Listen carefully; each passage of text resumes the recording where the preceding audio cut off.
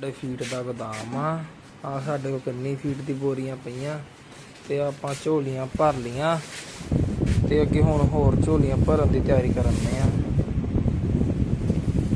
ਝੋਲੀ ਬੋਰੀ ਖੋਲਣ ਆਪਾਂ ਬੋਰੀ ਖੋਲ ਲਈ ਆ ਦੇਖੋ ਬੋਰੀ ਖੁੱਲ ਗਈ ਆ। ਹੁਣ ਆਪਾਂ ਝੋਲੀ ਭਰ ਲੈਣੀ ਇਹਦੇ ਨਾਲ। ਇੱਕ ਹੋਰ ਬੋਰੀ ਖੋਲ ਲਈ ਆਪਾਂ।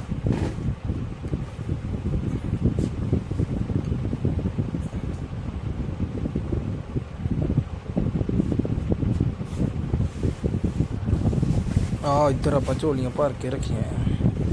ਹੁਣ ਮੈਂ ਕੰਮ ਤੇ ਰੱਖ ਲਿਆ ਤੇ ਹੁਣ ਮੈਂ ਚੱਲਾਂਗੀ ਡੱਬਿਆਂ ਵਿੱਚ ਫੀਡ ਪਾਉਣ। ਇਹ ਤਰੀਕੇ ਨਾਲ ਆਪਾਂ ਫੀਡ ਪਾਈਦੀ ਹੁੰਦਾ।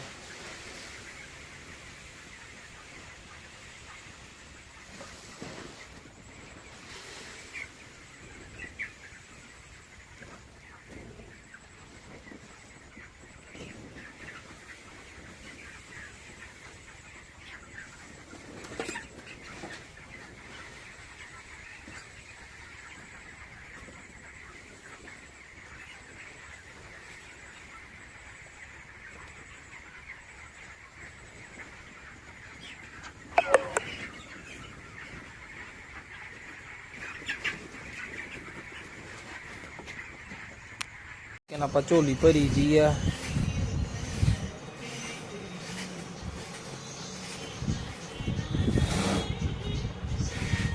ਸਾਡੀ ਝੋਲੀ ਭਰ ਗਈ ਆ। ਫਿਰ ਇਦਾਂ ਆਪਾਂ ਇੱਧਰ ਰੱਖ